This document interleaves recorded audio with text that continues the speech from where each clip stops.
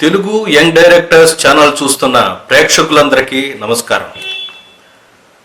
గత ఎపిసోడ్లో నేను డైలాగ్స్ రాసేటప్పుడు తీసుకోవాల్సిన జాగ్రత్తలు, పాటించవలసిన నియమాలు కొన్ని చెప్పి, మనం ఉదాహరణగా తీసుకున్న తాబేలు కుందేలు కథలో మొదట 1-2 సీన్లను వివరించాను నేను. ఆ ఎపిసోడ్లో కొన్ని ఇంపార్టెంట్ విషయాలు మాత్రమే చెప్పాను. ఈ ఎపిసోడ్లో అంటే 2వ ఎపిసోడ్లో ఇంకా డైలాగ్ రైటర్స్ తీసుకోవాల్సినటువంటి జాగ్రత్తలు ఏంటి, పాటించవలసిన నియమాలేంటి అనేవి మరికొన్ని చాలా ఇంపార్టెంట్ అయిన విషయాలని చెప్తూ మిగతా కథలో అంటే 3 నుంచి 11 దాకా ఉన్న సీన్లని ఎక్స్ప్లెయిన్ చేయడానికి ప్రయత్నిస్తాను. పదండి, మనం ఎపిసోడ్లోకి వెళ్దాం. ఒక సినిమా కథలో ఉన్న సన్నివేశానికి మనం డైలాగులు రాస్తున్నామంటే కేవలం ఆ పాత్రలు మాట్లాడుకోవటమే కాదు, ఏదో ఊపిసుకొని మాటలు మాట్లాడుకోవటం కాదు, లేదా ఏదో సందర్భానికి సంబద్ధ మాటలు మాట్లాడుకోవటం కాదు.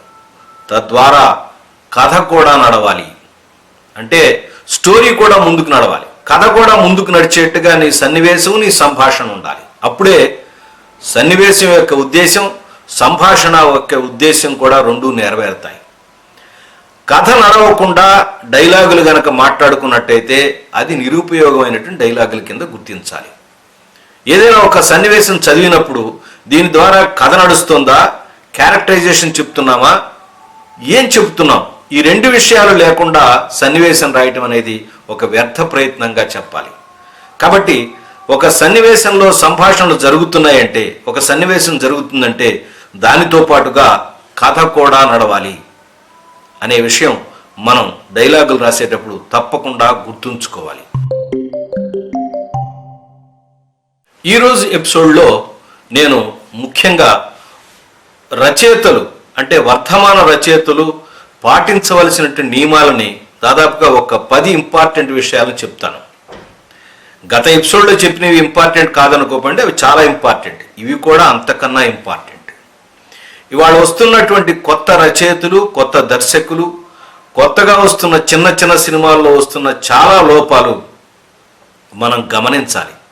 వాటన్నిటినీ సవరించుకోవాలంటే ఇలాంటి నియమాలను గుర్తుపెట్టుకొని డైలాగ్స్ రాసేటప్పుడు కనుక ఇంప్లిమెంట్ చేసినట్టయితే మనం తప్పులు లేకుండా ఒక మంచి స్క్రిప్ట్ని రాయడానికి మనం ప్రయత్నించిన వాళ్ళం అవుతాం. దానిలో మొట్టమొదట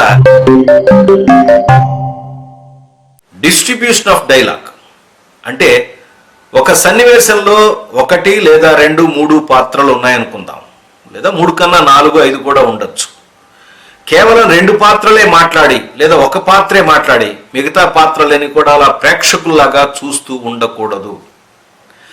అన్నాం కదా అని ఏ డైలాగ్ పడితే ఆ డైలాగు ఏ పాత్రకి ఆ పాత్రకి మనం ఇచ్చి మాట్లాడించకూడదు. ఏ పాత్ర ఏ డైలాగ్ మాట్లాడాలో మనం ఆచితూచి నిర్ణయించుకోవాలని ఇంతకుముందు ఎపిసోడ్లో చెప్పుకున్నాం. అలాగే సీన్లో ఉన్నటువంటి క్యారెక్టర్లన్నింటికీ కూడా డైలాగ్ని డిస్ట్రిబ్యూట్ చేయాలి. ఏ పాత్ర సినిమాలో అట్లా నిలబడి ఉండకూడదు. చాలా మంచి ఒక పెద్ద హీరో నటించిన ఒక సినిమాలో ఒక బాంబే నుంచి వచ్చిన ఒక విలన్ని బుక్ చేసుకున్నారు. కానీ ఆ సినిమా మొత్తంలో అతను పాపం ఏం డైలాగులు ఎక్కువ మాట్లాడు వెనకాల ఒకటి నిలబడతాడు.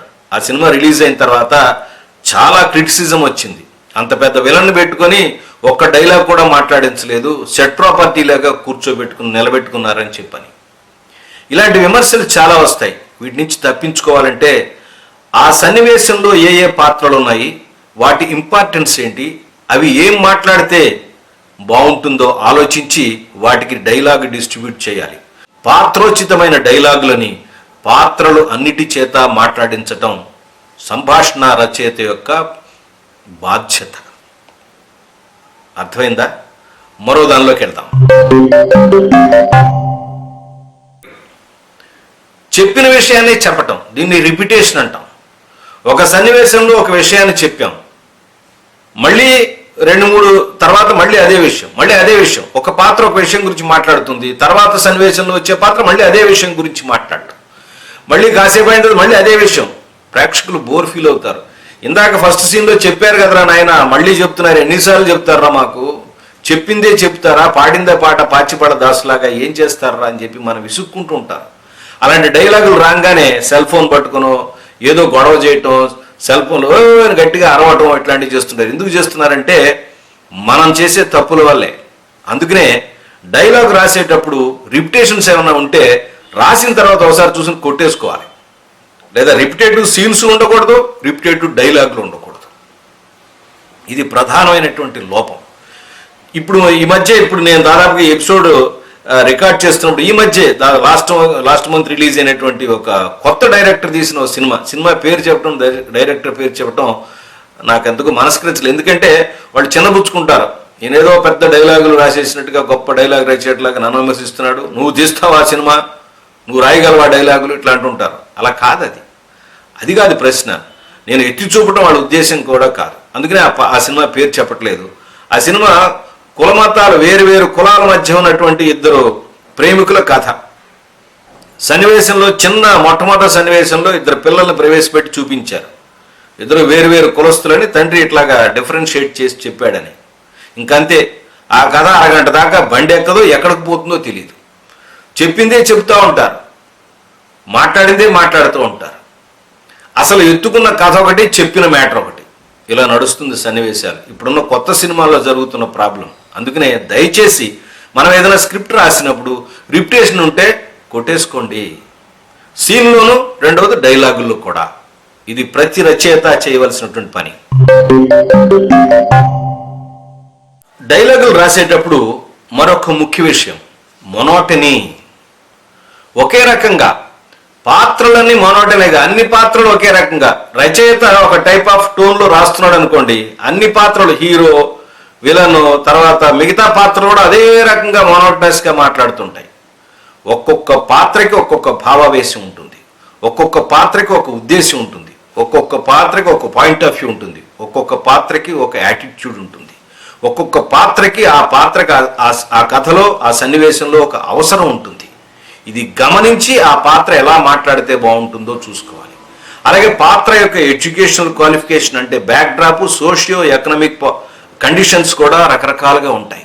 వాటిని అర్థం చేసుకుని ఆ పాత్రలాగా మాట్లాడటం, ఆ పాత్ర అలా మాట్లాడి, ఈ పాత్ర ఇలాగ మాట్లాడాలి, ఏ పాత్ర ఎలా మాట్లాడాలో చూసుకుని అన్ని పాత్రలు ఒకే రకంగా లేకుండా విభిన్నంగా రాయటం, కొత్తగా రాయటం. దానివల్ల ఏమవుతుందంటే వినసొంపుగా ఉంటుంది డైలాగ్. ఎప్పుడైతే వినసొంపుగా ఉంటుందో ఆడియన్స్ మనం రాసిన దాని మీద కాన్సన్ట్రేషన్ చేస్తారు. కాన్సన్ట్రేషన్ చేస్తే సినిమా హిట్ అవుతుంది. సినిమా హిట్ అయితే మనకు పేరు వస్తుంది. అన్ని పాత్రలు ఒకే రకంగా కాకుండా, మొనాటనస్గా లేకుండా చక్కగా జనరంజకంగా ఆ పాత్ర ఎలా మాట్లాడుతుందో బాగుంటుంది. ఒకవేళ ఇట్లా రాస్తున్నాం అనుకోండి, మనం ఒకసారి చెక్ చేసుకుని ఆ పాత్రకి ఎలాంటి మేనరిజం పెడితే బాగుంటుంది, ఆ పాత్ర ఎలా ఉంటే బాగుంటుంది. మీరు హిట్ సినిమాలు పరిశీలించండి. నేను ఈ ఎపిసోడ్ తర్వాత దాదాపుగా ఒక 20 సినిమాలు, బాగా డైలాగ్స్ బాగా పాపులర్ అయిన సినిమాలని నేను మెన్షన్ చేసి ఒక ఎపిసోడ్ చేస్తాను. చూసి నేర్చుకోవడం ప్రయత్నించండి. చూడకుండా డైలాగులు గవక్కని రాసే, ఒక నోటుకొచ్చిన డైలాగులు రాయవద్దు. తర్వాత రాసిన తర్వాత ప్రతి స్క్రిప్ట్ని బాగా చదువుకోండి. ఈ 2 విషయాలు చేయండి. సంభాషణ రాస్తున్నప్పుడు పాత్ర యొక్క క్యారెక్టరైజేషన్, ఆ పాత్ర ఎలాంటి వ్యక్తిత్వం కలిగింది, ఎలాంటి పాత్ర అనేది గనక తెలియచేయగలిగితే అద్భుతమైన సంభాషణ కింద పరిగణించబడుతుంది. నేను ఈ సందర్భంలో ఒక సినిమా, సూపర్ హిట్ అయిన సినిమా, డైలాగుల మీదే సూపర్ హిట్ అయిన సినిమా, అంటే విజువల్గా బాగాలేదు, విజువల్గా చాలా బాగుంటుంది సినిమా, విజువల్గా అద్భుతంగా తీశారు, ఒక దృశ్య కావ్యంలా తీశారు. దాంతోపాటుగా ఆ కాలంలో ఈ సినిమా క్యాసెట్లు అనేవి లక్షల్లో అమ్ముడుపోయాయి. ఆ సినిమా పేరే ముత్యాల ముగ్గు. దానిలో విలన్ క్యారెక్టరు మొట్టమొదట ఇంట్రడ్యూస్ అయినప్పుడు ఆకాశం అలా రంగురంగులుగా ఎర్రగా కనపడతా ఉంటుంది. సెలవుటీలో విలన్ నిలబడతాడు. ఫస్ట్ డైలాగ్తోనే, ఒక్క డైలాగ్తోనే ఆ పాత్ర ఎలాంటిదో తెలిసిపోతుంది. ఆకాశంలో ఏదో మర్డర్ జరిగినట్టుగా లేదు అంటాడు. అంటే అతను విలన్ క్యారెక్టర్ అనే విషయం చూడండి. డైలాగ్, మొట్టమొదటి డైలాగ్లోనే అతని యొక్క క్యారెక్టర్ మనకు అర్థమవుతుంది, క్యారెక్టరైజేషన్ అర్థమవుతుంది.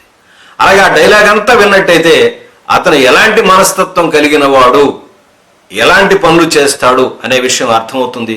ఆ క్యారెక్టరైజేషనే ఆ సినిమాలో కంటిన్యూ అయింది. Super hit. రావు గోపాలరావు గారికి అద్భుతమైనటువంటి క్యారెక్టర్ ఆర్టిస్ట్గా, బిజియెస్ట్ క్యారెక్టర్ ఆర్టిస్ట్గా మార్చినటువంటి చిత్రం ముత్యాల ముగ్గు.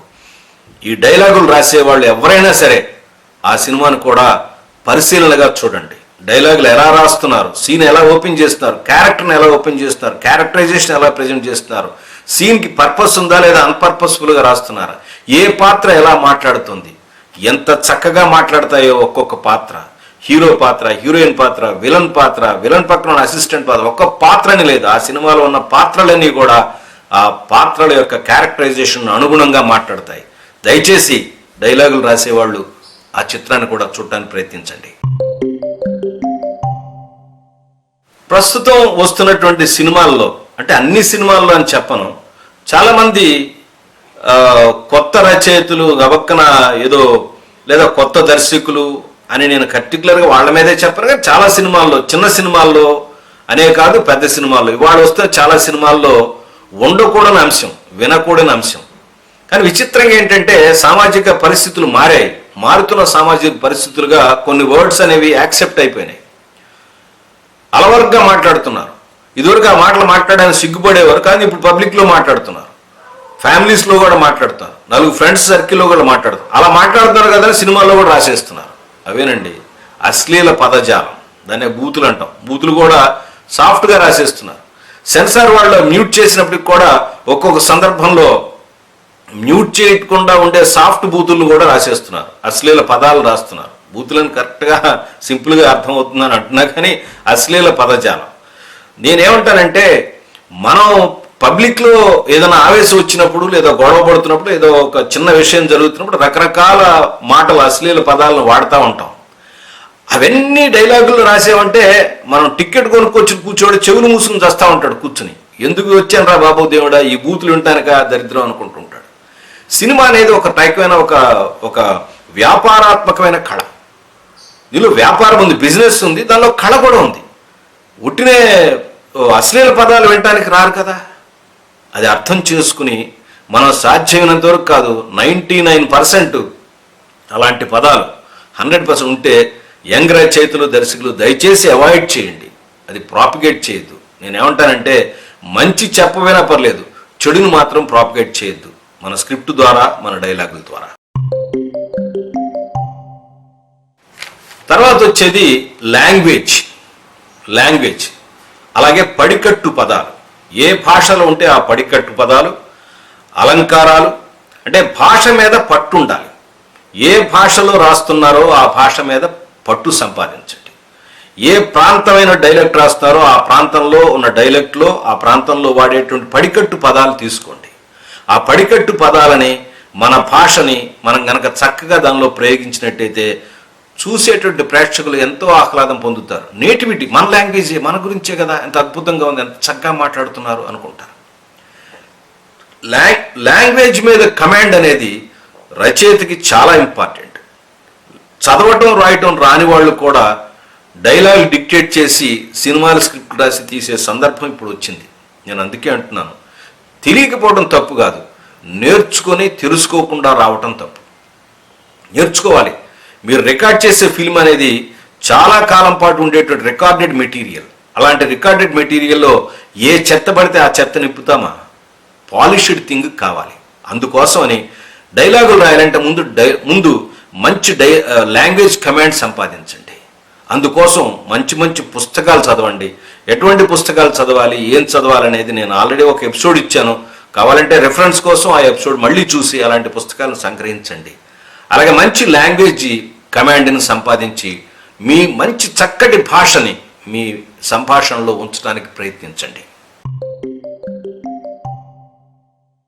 క్యారెక్టర్ని సంభాషణ రాసేటప్పుడు ఒక క్యారెక్టరైజేషన్ క్రియేట్ చేస్తూ ఉంటాం, అప్లై చేస్తూ ఉంటాం. ఆ చేసినప్పుడు ఆ పాత్రకి ఏదైనా ఒక డైలాగ్, ఒక పడికట్టు పదాల్లాగా, ఎప్పుడు మాట్లాడే ఒక వన్ లైనర్ లాగా, లేదా దాన్ని ఏమంటారంటే ఊత పదంలాగా ఏదైనా పదాలు పెట్టండి. అట్లాంటి పదాలు ఏమైనా పెడితే బాగుంటుందో ఆలోచించండి. మీరు చూడండి, శుభలగ్నంలో ఆమని గారు ఒక డైలాగ్ మాట్లాడుతూ ఉంటారు.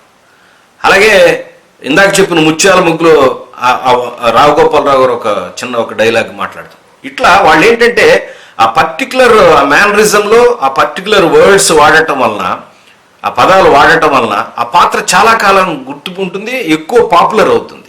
సో అన్ని పాత్రలకు అక్కర్లేదు, ప్రధాన పాత్రకి పనికొచ్చేటట్టుగా అట్లాంటి పదాలు ఏమన్నా ఉన్నాయా, అలాంటివి ఏమన్నా ఉన్నాయా, అలాంటి వర్డ్స్ ఏమైనా ఉపయోగిద్దాం వాటికి. అంటే ఊత పదాలు, దాన్ని ఊత పదాలు అని అంటాం. ఊత పదాలు ఏమైనా వాడదామా? అయ్యో రామా, అయ్యో నా దేవుడా అని. అలాగే చిరంజీవి గారు ఒక సినిమాలో ఏదో బాక్సులు బద్దలైపోతాయి, లేకపోతే ఒకసారి ఫేస్ టర్నింగ్ ఇచ్చుకోండి, ఇట్లాంటివి ఏదన్నా కొన్ని పదాలు, విచిత్రమైన పదాలు కనుక ఒక పాత్రకి పెట్టినట్టయితే ఎక్కువ పాపులారిటీ. అంటే పాపులర్ రైటర్స్ ఫాలో అయ్యేటువంటి ప్రిన్సిపల్లో ఇది ఒక ప్రిన్సిపల్. సంభాషణ రచయితలకి అందరికీ కూడా ఒక్కొక్క రచయితకి ఒక స్టైల్ ఉంటుంది. మీరు కొత్త అవ్వచ్చు, కానీ రాయిగా కొంతకాలం మీరు కూడా పాత అవుతారు. డే 1 నుంచి మీకు ఒక స్టైల్ ఏర్పరచుకోండి. ఇంతకుముందు ఎపిసోడ్లో కూడా చెప్పాను, ఆచార్య ఆత్రేయ గారికి ఒక స్టైల్, పింగళి నాగేంద్రరావు గారికి ఒక స్టైల్, డివి నరసరాజు గారికి ఒక స్టైల్, సత్యానంద్ గారికి ఒక స్టైల్, పర్చూరి బ్రదర్స్కి వాళ్ళకు ఒక స్టైల్, వాళ్ళకు ఓన్ స్టైల్. అలాగే ఇప్పుడు ఉన్నటువంటి త్రివిక్రమ్ శ్రీనివాస్కి ఒక స్టైల్. తర్వాత కొత్త రచయితలు వస్తున్నారు వాళ్ళకి. అలాగే దర్శకుల్లో పూరి జగన్నాథ్, ఆయనకు ఒక స్టైల్. ఇట్లా రచయితలు ఏం చేస్తారు, రచయితలు కానీ దర్శకులు కానీ ఏం చేస్తారంటే వాళ్ళు సంభాషణ రాసినప్పుడు, స్క్రిప్ట్ రాస్తున్నప్పుడు వాళ్ళకంటూ వాళ్ళ ఒక స్టైల్ని ఏర్పరచుకుంటున్నారు. మీరు కూడా డే 1 నుంచి మీకు ఒక స్టైల్ని ఏర్పరచుకోండి. అది ఇండస్ట్రీలో మిమ్మల్ని నెంబర్ 1గా తీర్చిదిద్దుతుంది, మీకంటూ ఒక గుర్తింపు వస్తుంది. అలాగే కొంతమంది ఏమో డ్రామా డైలాగులు రాస్తారు, కొంతమంది కామెడీ డైలాగులు రాస్తారు, కొంతమంది చక్కటి సెంటిమెంట్ రాస్తారు. నేనేమంటానంటే అన్నిటినీ కూడా మిక్స్ చేసి రాయగలిగేటువంటి టాలెంట్ని పెంచుకోవాలంటే ఏం లేదు, సినిమాలు చూడాలి, అలాంటి రచనలు చదవాలి, అలాంటి సన్నివేశాలు, రియల్ లైఫ్ సన్నివేశాలను మనం చూసి వాటిని నెమరు వేసుకుని మళ్ళీ మన దానిలో గుర్తుపెట్టుకుని రాసుకోవాలి. ఇలా కనుక మనకు ఒక స్టైల్ ఏర్పరచుకుంటే సంభాషణ రచయితగా చిత్రసీమలో మనకు ఒక సుస్థిర స్థానం ఏర్పడుతుంది. ఏ సంభాషణలు ఎలా రాసినప్పటికీ కూడా, ఎన్ని ప్రిన్సిపల్స్ ఫాలో అయినప్పటికీ కూడా, మనం రాసినటువంటి సంభాషణలు పాత్రలు అలా స్క్రీన్ మీద పలుకుతుంటే చూసేటువంటి ప్రేక్షకుడికి ఆహ్లాదంగా, అబ్బా ఎంత బాగా మాట్లాడుతున్నారా, డైలాగ్ ఎంత బాగా రాశారా, భలే ఎంత బాగా రాశారు, ఈ సినిమా డైలాగ్ రైటర్ ఎవరయ్యా అనేట్టుగా ఆహ్లాదభరితంగా ఉండాలి. చివరిగా ఒక్క మాట చెప్తాను, చికాకు తెప్పించకూడదు. చెప్పిందే చెప్పి, రాసిందే రాసి, లేదా మొరటుగా క్రూడ్గా రాయవాకండి. క్రూడ్గా రాయొద్దంటే, క్రూడ్ అంటే ఏంటంటే, ఒక అబ్బాయి ఒక అమ్మాయికి లేదా ఒక అమ్మాయి అబ్బాయికి ఐ లవ్ యూ అని చెప్పాలనుకోండి, గబక్కన ఎదురువాడు ఐ లవ్ యూ అనగానే ఐ లవ్ యూ టూ అంటాం, దాన్ని వాడేసుకోవడం. ఏముంది డైలాగ్ దీనిలో? ఆ చెప్పాలనుకున్న డైలాగ్ని హృదయంగా చెప్పడం, నీతో ఒక విషయం చెప్పాలనుకుంటున్నా అని చెప్పి ఇండైరెక్ట్గా గనక ఆ భావాన్ని గనక చెప్పి సున్నితంగా విజువల్తో గనక కట్ చేసినట్టే, చాలా తక్కువ డైలాగ్తో కట్ చేసినట్టయితే అది ఎంతో అందంగా ఉంటుంది. నిజంగా న్యాచురల్గా ఉందా, అత్యంత సహజంగా మన మధ్య మాట్లాడుకుంటున్నాయి పాత్రలు. ఇప్పుడు మనం ఇలా కూర్చుని చదువుతుంటే ఎదురుకుండా పాత్రలు అక్కడ మాట్లాడుకుంటున్నాయి అన్న భావన మనకు కలిగిందనుకోండి, ప్రేక్షకులు కూడా కలుగుతుంది. మీరు రాసినటువంటి స్క్రిప్ట్ని ఎంతైనా సరే ఒక్కసారి అంతా చదువుకోండి, ఈ లక్షణాలు ఉన్నాయో లేవో చూసుకోండి. అప్పుడే ఒక మంచి సంభాషణ రచయితగా మీరు ఎదుగుతారు. ఇప్పుడు ఇంతకుముందు ఎపిసోడ్లో చెప్పిన లక్షణాలని మీరు దయచేసి మీరు రాసేటటువంటి రచనల్లో ఇంప్లిమెంట్ చేస్తారని, మంచి రచయితలు అవుతారని నేను ఆశిస్తున్నాను. తర్వాత మనం కుందేలు తాబేలు కథలో 3 నుంచి 11 దాకా సీన్లు ఎలా జరిగినాయి, ఎటువంటి డెవలప్మెంట్ జరిగిందనేది ఇప్పుడు తెలుసుకుందాం. 3వ సీన్ నుంచి 11వ సీన్ దాకా ఏం జరిగింది, ఏ సీన్లో ట్రీట్మెంట్ ఎలా ఉంది, తర్వాత డైలాగ్ వెర్షన్లో ఎలా డెవలప్ చేసాం అనే విషయాన్ని ఇప్పుడు మనం పరిశీలిద్దాం. నేను ముందు ట్రీట్మెంట్ కొద్దిగా చదువుతాను, అలాగే స్క్రీన్ మీద కూడా ఇస్తాను, మీరు కావాలంటే చదువుకోండి. తర్వాత డైలాగ్ను కూడా స్క్రీన్ మీద ఇస్తాను, డీటెయిల్గా చదువుతాను, దానిలో డెవలప్మెంట్ కూడా ఏం జరిగిందో మనం చర్చిద్దాం. Scene number 3. ఇలా తెల్లగా ఉన్నటువంటి కుందేలు గుంపు అలా పరిగెడుతుంది. గుంపులోంచి ఒక కుందేలు వేగంగా పరిగెట్టుకుంటుంది, అన్నిటికన్నా ముందెడిపోయి నిలబడింది. విలాసంగా అన్నిటి వంక చూసి ఒక్కసారిగా అలా రొప్పుకుంటూ మిగతా కుందేళ్ళని దగ్గరకు వచ్చాయి. కుందేళ్లు గర్వంగా వాటి వంక చూసి ఇప్పటికైనా ఒప్పుకుంటారా వేగంగా మీరు నాతో పరిగెత్తలేరని, మీరే కాదు ఈ అడవిలో నన్ను కొట్టేవాడే లేడు అని అంది. కుందేళ్లలో ఒక కుందేలు అతిశయంతో నిజమే అన్న, పరుగులో నిన్ను కొట్టేవాడు అడవిలో లేడు, ఇప్పటికైనా ఒప్పుకుంటారా మీ అందరికీ నేనే నాయకుడిని. అందులో కుందేలు మనసులో ఒప్పుకోకపోతే చస్తావా, వదరు కూడా చంపేస్తావు. ఎవరా ఈ మాట అంది అంటే, ఏం లేదన్నా, నీకన్నా గొప్పవాడు, పరుగు పెట్టగలిగేవాడు, నిన్ను పరుగులు గెలిచేవాడు లేడు అంటున్నా అంది. పదండి దాహం వేస్తుందని చెప్పి బయలుదేరటం. అంటే సీన్లో ఇక్కడ కొన్ని సజెస్టివ్ డైలాగులు రాసాము, ఇక్కడ ఒక ట్రీట్మెంట్కి మనం ఒక ఎక్స్ప్లెనేషన్ రాసాము. సేమ్ విధంగా అక్కడ ఉండాలని ఏం లేదు, ఇదే డైలాగులు దానిలో తప్పకుండా ఉపయోగించాలని లేదు. ఇంతకన్నా బెటర్ వస్తే అవి వాడుకుంటాం, లేదు ఇవి వాడుకుంటాం. సో అలా ఏం చేంజ్ జరిగింది అనేది మనం ఒక సీన్లో ఒకసారి చూద్దాం. సీన్ నెంబర్ 3, లొకేషన్ కుందేలు ఆడుకునే ప్లేస్, డే ఎక్స్టీరియర్. తెల్లగా ఉన్న కుందేలు గుంపు ముందుకు వెళ్తుంది, అందులోంచి ఒక కుందేలు ముందుకు కదిలింది, పరిగెత్తి ఒక ప్రదేశంలో ఆగింది. కుందేలు వాళ్ళంతా చూసి అంటుంది అనమాట, ఇప్పటికైనా తెలిసిందా నాకన్నా వేగంగా పరిగెత్తగలేరని, నన్ను గెలిచే సత్తా ఈ అడవిలో ఎవరికీ లేదని. ఆ మాటలు గుంపులో ఉన్న కుందేలు ఫ్రెండ్, ఒప్పుకోక ఏం చేస్తావు, మా కర్మ, నేను గెలిచేవాడు పుట్టే ఉంటాడు. కుందేలు ఏంటంటున్నావు అంది. ఈ గుంపులో ఉన్న ఒక కుందేలు ఫ్రెండ్ 2 అనమాట, నేను గెలిచేవాడు ఈ అడవిలో లేడు అంటున్నా. ఆ మాటలకు అహంకారంతో కుందేలు అంటుంది, అలా చెప్పండి, ఇప్పటికైనా ఒప్పుకుంటారా మీ అందరికీ నేనే నాయకుడిని. కుందేలు ఫ్రెండ్ 2 మనసులో ఇలా అనుకుంటోంది, ఒప్పుకోక ఏం చేస్తావు. కుందేలు ఫ్రెండ్ పైకి మాత్రం మనసులో అట్లా అనుకుని పైకే ఉంటుంది. నిజం చెప్పాలంటే పరుగులోనే కాదు అడవికే రాజు, ఈ అడవికే నువ్వు రారాజు. ఆ మాటలు గర్వంగా కుందేలు అంటుంది, అది నేనంటే. పదండి దాహం అవుతుంది, చెరువుకి వెళదాం అని ఫ్రెండ్స్తో కలిసి చెరువు వైపుగా సాగాయి కట్. ఇక్కడ ఏం చేసామంటే డైలాగులు ట్రీట్మెంట్లో రాసుకున్నటువంటి సజెస్టివ్ డైలాగులే కాదు, ఇక్కడ కొంచెం మనసులో అనుకున్నట్టుగా రాశాము. 2-3 ఉంటే ఒక్కళ్ళే మాట్లాడుకుంటా డైలాగ్ డిస్ట్రిబ్యూషన్, క్యారెక్టరైజ్ ఎట్లాంటిది అనే విషయాలు కూడా ఇక్కడ ఈ సీన్లో మనం ఎస్టాబ్లిష్ చేసాం. సీన్ నెంబర్ 4, ట్రీట్మెంట్ దగ్గర వచ్చేసరికి అక్కడ తాబేలు ఇంటి దగ్గర నుంచి కడవ బయలుదేరి చెరువు దగ్గరికి వచ్చింది కదా, వీళ్ళు కూడా చెరువు దగ్గరికి, కుందేలు బ్యాచ్ కూడా చెరువు దగ్గరికి బయలుదేరారు. అక్కడ చెరువు దగ్గర ఓపెన్ చేస్తున్నాం మనం. అలా నది అలా ప్రవహిస్తుంది, దాని నుంచి కడవ నుంచి తాబేలు నీళ్లు పట్టుకుంటుంది. వెనక నుంచి కుందేలు గుంపు అక్కడికి వచ్చింది. కుందేలు తాబేలును చూసి ఆగు నీ దగ్గరకు వచ్చి, మేము నీళ్లు తాగిన తర్వాతే నువ్వు నీళ్లు పట్టుకో, పరిగెట్టడం ఆయన గొప్ప అయితే ఎవరైనా నిన్ను పరుగులో ఓడించగలరు అంది తాబేలు. దాని కోపం వచ్చి కుందేలు తాబేలు చేతిలో ఉన్నటువంటి కడవను ఒక తన్నుదండింది.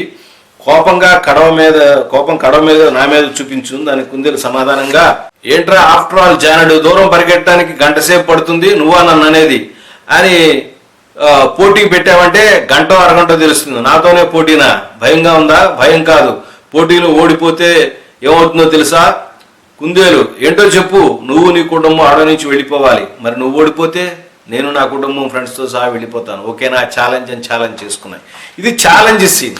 ఈ ఛాలెంజ్లో చిన్న మార్పులు, అంటే నేను చెప్పాను కదా ట్రీట్మెంట్లో అనుకున్నటువంటి సేమ్ అనుకున్న డైలాగ్లే మనం రాయక్కర్లేదు. దాని ట్రీట్మెంట్ చెప్పాల్సిందేంటి, ఇది అహంభావంతో అది ఆగమనాన్ని అంటాం, ట్రీట్మెంట్లో ఇలా అనుకున్నాం, డైలాగ్ వెర్షన్ వచ్చేసరికి ఎలా మార్పు చెందిందో కొద్దిగా చూద్దాం. సీన్ నెంబర్ 4 చెరువు, location, page number 1 day exterior. ఇది ఫస్ట్ పేజీకి రాసుకోవాలి, మిగతా పేజీలకు అక్కర్లేదు, పేజ్ నెంబర్ వేసుకుంటే చాలు. నది ప్రవహిస్తోంది, ఇక్కడ ఓపెనింగ్ నది ప్రవహిస్తోంది. తాబేలు కడవతో నీళ్లు పట్టుకోబోతుండగా వెనక నుంచి కుందేలు వచ్చి, ఆగు, నువ్వు నీళ్లు పట్టుకోవడానికి వీల్లేదు. ఎందుకు పట్టుకోకూడదు? మీలాంటి వాళ్ళు మేము నీళ్లు తాగిన తర్వాతే నీళ్లు తాగాలి, ఈ చెరువు అందరిది, నీ పెత్తరికం ఏంటి అని అడిగింది తాబేలు. నీళ్లు పట్టుకోబోతుంటే కుందేలు ఆ మాటని నీళ్లు పట్టుకోతున్న కుందేలు కడవను ఏం చేసి ఒక్క తన్నుదనిందనమాట. అనగానే ఆ కడవ గాల్లోకి అలా ఎగురుతుంటే కింద పడుతున్న దాన్ని పట్టుకుని తాబేలు అంటుంది, నీ దౌర్జన్యం భరించవలసిన అవసరం మాకు లేదు, అయినా ఇక్కడ నీ గొప్పతనం ఏంటి? ఈ అడవిలో కుందేలు, ఈ అడవిలో నాకన్నా వేగంగా పరిగెత్తగలిగేవాడు అనగానే ఆ మాటను కట్ చేసి, అదే నీ గొప్పతనం అయితే నీకన్నా వేగంగా పరిగెత్తగలిగేవాడు చాలా మంది ఉన్నారంది టక్కన. అనగానే అయితే నువ్వు పరిగెత్తగలవా? ఓ తప్పకుండా. కుందేలు, ఎంత అహం దీనికి, ఫలితం ఏంటో తెలుసా? తాబేలు, నీలాంటి పొగరబోతుకు బుద్ధి చెప్పటం. కుందేలు, నన్ను అంత మాట అంటావా? అయితే నువ్వు నన్ను గెలుస్తావా? గెలిచి చూపిస్తాను. ఓడిపోతే ఏంటి, నీ జాతి మొత్తం ఈ అడవిని వదిలి వెళ్ళిపోవాలంది కుందేలు. తాబేలు, మరి నువ్వు ఓడిపోతే? దానికి కోపం వచ్చేసిన కుందేలుకి, మా జాతి మొత్తం అడవి వదిలి వెళ్ళిపోతాం. అని కుందేలు కోపంగా అంది. రేపు వచ్చే పౌర్ణమి రోజునే పోటీ, ఓడిపోవడానికి సిద్ధంగా ఉన్న కోపంగా అక్కడి నుంచి చెక్క అక్కడి నుంచి వెళ్ళిపోయింది. ఇక్కడ చూడండి, ట్రీట్మెంట్లో రాసినటువంటి కడవ మీద చూపించు, ఇట్లా చూపించు, అట్లా చూపించు, ఈ డిస్కషన్ అంతా లేసి డైరెక్ట్గా పాయింట్లోకి వెళ్ళిపోయాం. ఎప్పుడు కూడా డ్రామా ఎక్కడైతే ఉంటుందో ఆ కొద్దిగా డ్రామాకి ఇంట్రెస్టింగ్ పాయింట్ విజువల్గా ఎంతలా చెప్పాలి. నేను నీళ్లు పట్టుకుంటే ఎడకాల్చి కొట్టు, కారణం లేకుండా కొట్టం కాదు. ఒక మాట అనుకుంటుంది, కోపం వచ్చి కడవను కొడితే ఆ కడవ గాల్లోకి వెళ్ళటం, గాల్లో పట్టుకోవడం, పట్టుకుని పెట్టడం, నీ దౌర్జన్యాన్ని ఎదిరించేవాడు ఉన్నాడనటం, తర్వాత పోటీ టైం చెప్పటం, ఇట్లా మనం ట్రీట్మెంట్లో రాసుకున్నది యాస్టీస్గా డైలాగ్లో కాకుండా ఇంకా ఏదైనా బెటర్మెంట్ వచ్చి సీన్ చక్కగా క్రిస్ప్గా పాయింట్ టు పాయింట్ చక్కగా క్యారెక్టరైజేషన్ చెప్పేట్టుగా రాసుకుంటే చాలా బాగుంటుంది. ఇది నేను ప్రయత్నం చేశాను. మీరు ఇంతకన్నా బెటర్ రాగేది చాలా సంతోషం. ప్రయత్నించండి మీరు కూడా. తర్వాత సీన్ నెంబర్ 5 ట్రీట్మెంట్ ఎలా ఉందో ఒకసారి చూద్దాం. ఇక్కడ అనుకున్న ఏం చెప్పాము, సీన్ నెంబర్ 5 and 6లో ఏం చెప్పాము, కోపంగా కుందేలు వస్తే వాళ్ళ తల్లిదండ్రులేమో వాడు చేసిన పని, వాళ్ళ అహంకారాన్ని రెచ్చగొట్టడం, ఆఫ్టర్ ఆల్ తాబేలుతో ఏంటి అని అనటం. కుందేలు కోపంగా ఇంటికి వచ్చింది. కోపంతో ఉన్న కుందేలును చూసిన కుందేలు తండ్రి, ఏమైందిరా, ఏంటి ఎలా ఉన్నావు అని అడిగింది. పక్కన ఉన్న ఫ్రెండ్, తాబేలు ఛాలెంజ్ చేసింది అంకుల్ అని చెప్పింది. ఏం జరిగిందో చెప్పరా అనంది. తండ్రి కుందేలు ఆ మాట కోపంగా, కుందేలు ఆ మాటకు కోపంగా, ఆ తాబేలు నాతో పోటీ దిగుతుందా, దానికి ఎంత ధైర్యం, అసలు తాబేలుకి నీతో పోటీ ఏంట్రా, నువ్వు అలాంటి విషయాలు మర్చిపో, నిన్ను పోటీలో గెలిచేవాడి అడవిలో లేడు, నీకు తాబేలుకి పరుగు పందెం రా, నవ్విపోతారు బాబు, నిన్ను గెలిచేవాడు ఈ అడవిలోనే లేడు, ఆ తాబేలు లాంటి వాళ్ళని పట్టించుకోకు అని అంది. ఈ సీన్ ఎండింగ్లో ఏ డైలాగ్తో ఎండ్ అయిందో అక్కడ దానికి సమాధానంగా మనం క్రాస్ కటింగ్ చేద్దాం అనుకున్నాం కదా. సీన్ నెంబర్ 6లో ఎట్లా ఓపెన్ అయిందో ఏ డైలాగ్ మీద ఇక్కడ కట్ అవుతుందో చూద్దాం. డైలాగ్ వెర్షన్ ఎలా ఉందో చూద్దాం. Scene number 5 కుందేలిల్లు, page number 1 and day interior. లోపల జరుగుతుంది కాబట్టి ఇంటీరియర్ అని రాసుకున్నాం. ఒక కాలు క్యారెట్ పళ్ళని తన్నింది, క్యారెట్లు గాల్లో ఎగిరి కింద పడ్డాయి. కుందేలు కోపంగా ఉంది. కోపంగా ఉన్న కుందేలును చూసి తల్లి కుందేలు అంటుంది, ఏమైంది నాయన అలా ఉన్నావు, దానికి నాతో పందెం. ఎవరిది, ఏం పందెం, ఏం జరిగింది? కుందేలు అంటుంది, ఆ తాబేలు నాతో పరుగు పందెం సవాలు చేసింది. కుందేలు తల్లి, తాబేలుకి నీకు పరుగు పందెమా, నవ్విపోతారు తండ్రి. అలాంటి అల్పులతో పందెం గురించి నీలాంటి వాళ్ళు ఆలోచించడమా? తల్లి కుందేలు, నిన్ను పరుగులో గెలిచే సత్తా తాబేలుకి లేదు. తండ్రి కుందేలు, ఇంత చిన్న విషయానికి నువ్వు పట్టించుకోకు అని చెప్పింది. ఇలా పట్టించుకోకు అనేది ఎండ్ పాయింట్. ఇక్కడ పట్టించుకోకుండా ఎలా ఉంటాం, అక్కడ స్టార్ట్ చేస్తాం. ఇక్కడ ఏం జరిగింది, ఇక్కడ వచ్చి కోపంగా వచ్చింది అన్నప్పుడు వచ్చి ఏం చేసింది, క్యారెట్లు, జనరల్గా ఈ కుందేళ్ళు క్యారెట్లు తింటాయి కదా, పళ్ళేళ్ళలో పెట్టాము, తన్నింది. ఇలా తన కోపాన్ని ఒక వస్తువు మీద చూపించటం. నేను అందుకే చాలా మందికి ఏం చెప్తున్నంటే, స్క్రీన్ ప్లే కానీ, డైలాగులు కానీ, తర్వాత కథలు కానీ చూస్తున్నాడు, పాత సినిమాలని, రకరకాల సినిమాలు, ఎవరైనా ఏ భాషలో సినిమాలు చూడమంటాను. చూసినప్పుడు సీన్ ఓపెనింగ్ కానీ, లేదా ఎమోషన్ ట్రాన్స్ఫర్ కానీ, దాని ప్రజెంటేషన్ విధానం కానీ, తర్వాత సీన్ బిగినింగ్ కానీ, ఎండ్ కానీ, దానిలో ఉన్నటువంటి మ్యానరిజమ్స్ కానీ, రకరకాల విషయాలు మనకి అర్థమవుతాయి. అందుకని పరిశీలనాత్మకంగా చూడమంటాను.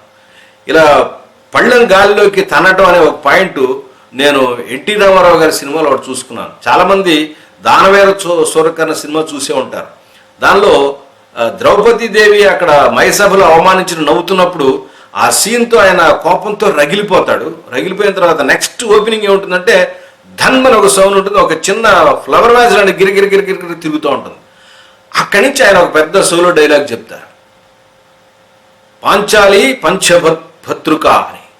సో ఆ గిరగిర తనడం అనేదంటే ఆ కోపాన్ని దాని మీద ప్రదర్శించాడు. అంటే అంత కోపం చూడండి. సీన్ బిగినింగ్లో ఆ ఫ్లవర్ వాజ్ను తనటం అనేది చాలా ఎఫెక్టివ్గా ఉంటుంది. నేను ఆ పాయింట్ తీసుకుంటే దీనిలో పెట్టాను. ఎందుకు పెట్టానంటే ఇది కాపీ కాదండి, దిస్ ఈజ్ అన్ ఇన్స్పిరేషన్. మనం రకరకాల పాయింట్లని మనం తీసుకుని మన స్క్రీన్ ప్లేలో ఎఫెక్టివ్గా చెప్పడానికి ఉపయోగించుకోవచ్చు.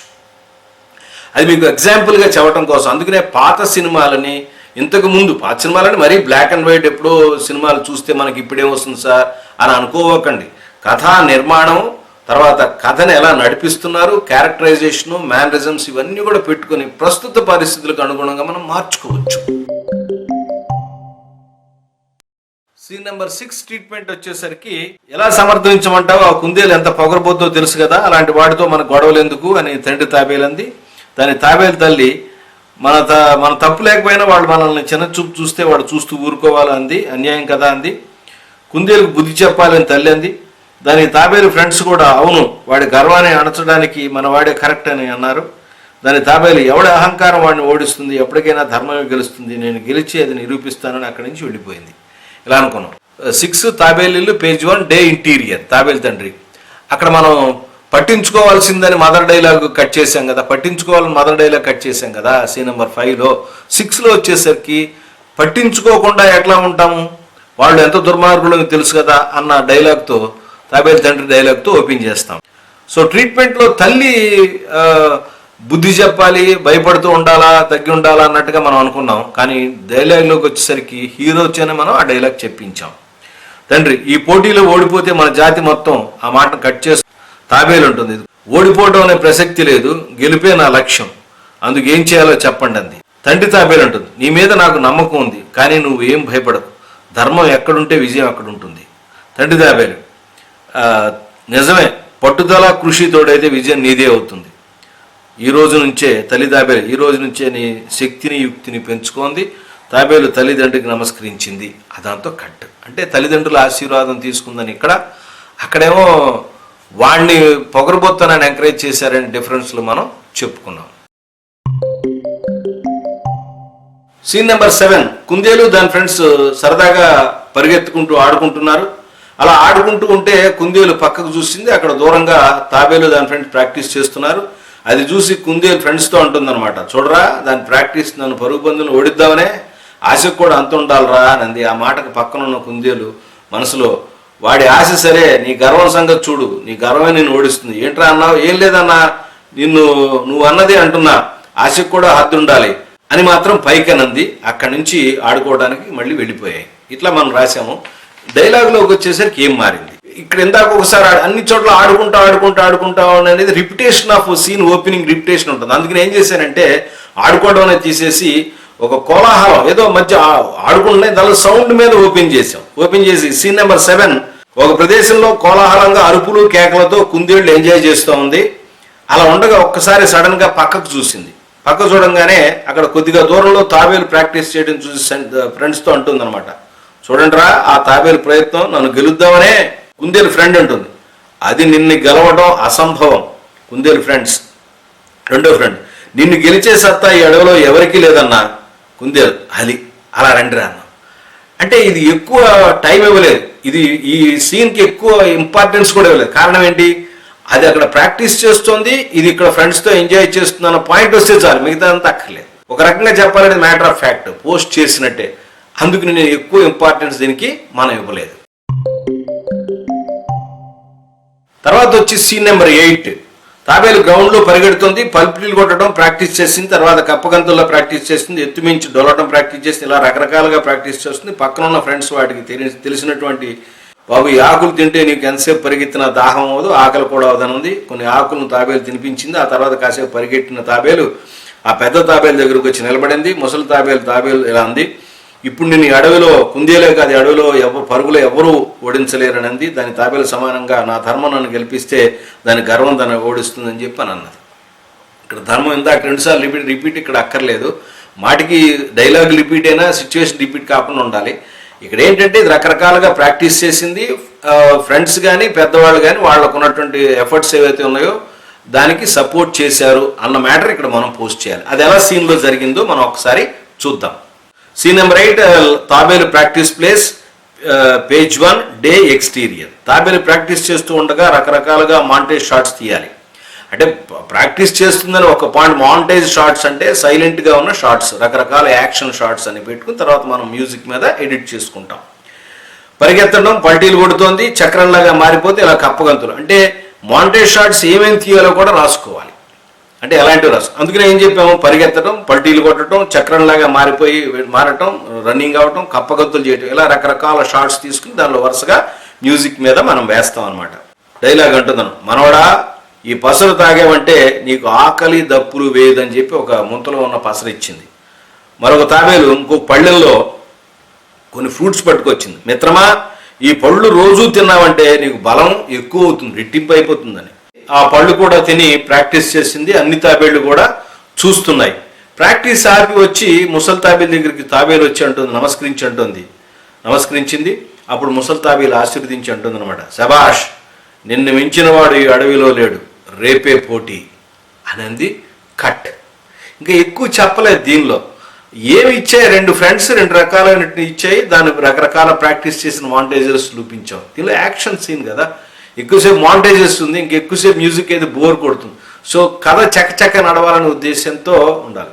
సీన్ లెంగ్త్ కూడా మనం రాసేటప్పుడు చూసుకోవడం చాలా ఇంపార్టెంట్. ఊరికనే ఉంది కదా యాక్షన్, చాలా లెంగ్తీగా బోర్డ్ యాక్షన్ పెట్టినా కూడా క్రిస్ప్గా ఉండాలి.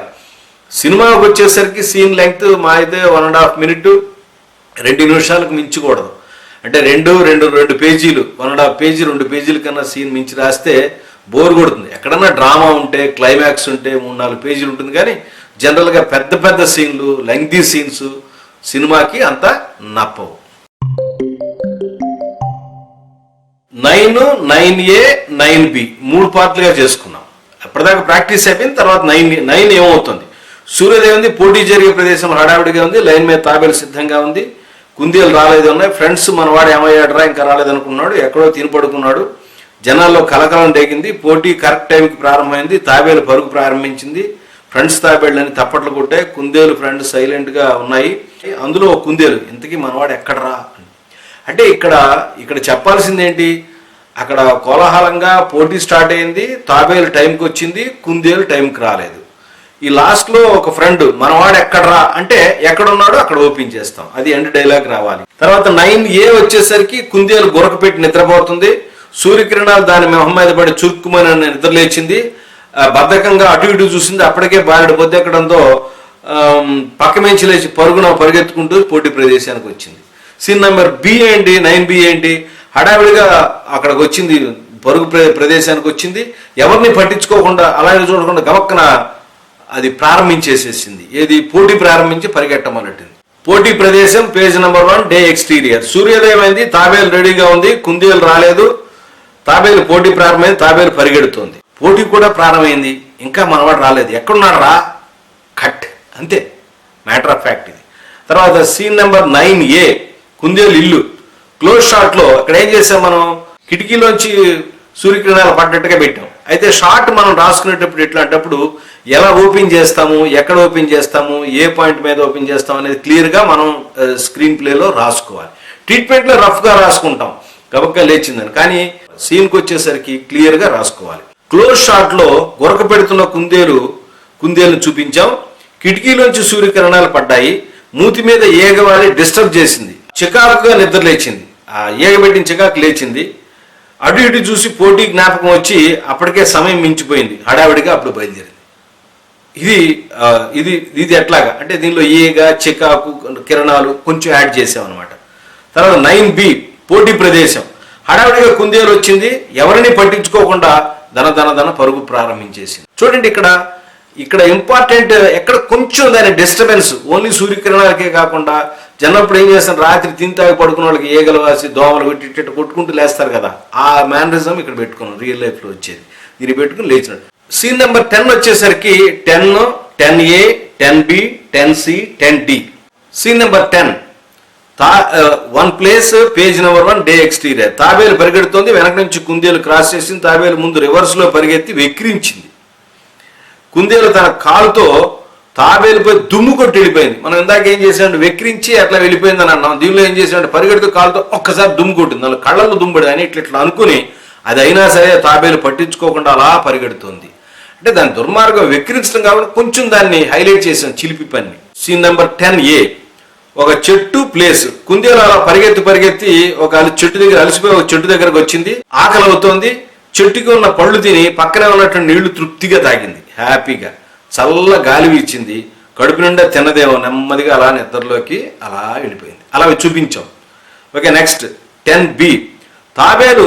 అప్పుడే తాబేలు దగ్గర ఓపెన్ చేసి తాబేలు తనకు వచ్చిన ట్రిక్స్ అన్ని ఉపయోగించి పరిగెడుతుంది, తనకు ఎదురుగా ఉన్న చిన్న గుట్ట వచ్చింది, నెమ్మదిగా దాన్ని పైకెక్కింది, పైకెక్కి చక్రంలాగా మారింది. మనం చక్రంలో బిగినింగ్లో చూపించాం, దీనికి ప్రాక్టీస్ ఉంది.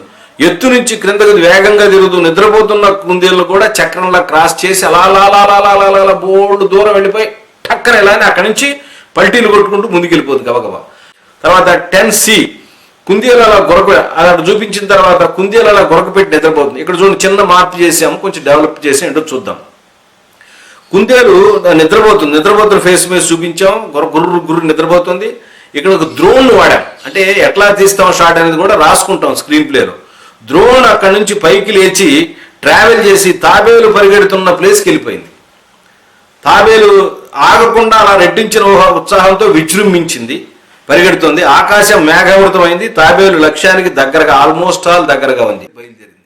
ఇంతటితో 10 కట్.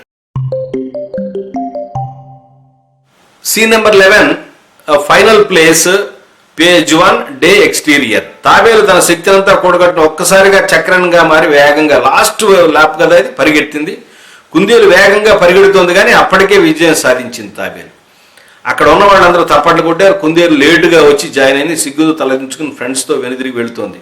వెనక నుంచి తాబేలు, ఆగు మిత్రమా, నువ్వు ఎక్కడికి వెళ్ళనవసరం లేదు అనగానే వెంటనే వెనక్కి తిరిగి, నన్ను క్షమించండి, ఒక చోట బతికేవాళ్ళం, మన మధ్య క్షమాపణలు ఎందుకు? కుందేలు, నీ మంచితనాన్ని తప్పుగా అర్థం చేసుకున్నాను. తాబేలు కుందేలు చేయగలుపుకుని, ఈ రోజు నుంచి మనందరం కలిసి ఉందాం. తాబేలు కుందేలు అనగానే 2 చేయెట్టి శుభం కార్డు వేసేసాం. సింపుల్గా, అంటే మారింది. ఇక బుద్ధి ఇంకా రాయొచ్చు, చాలా రాయొచ్చు, చాలా డ్రామటైజ్ చేయొచ్చు, డ్రామా చేయొచ్చు, రాయొచ్చు. ఇంకా క్లైమాక్స్ ఎందుకునో నాకు అలా అనిపించింది. మీరు ఇంకా ఏమైనా బెటర్గా రాస్తారా? ఒకసారి ప్రయత్నించండి. ఇప్పటిదాకా ఈ 11 సీన్లతో ఈ కుందేలు తాబేలు కథ డైలాగ్ వెర్షన్ అయిపోయింది. చూశారు కదా, ఇది ఒక ఎగ్జాంపుల్. ఏమి ఇంతవరకు పేపర్ మీద పెన్ను పెట్టనటువంటి రచయితలు అవదాం అనుకునేటువంటి వారి కోసం తయారు చేయబడ్డది.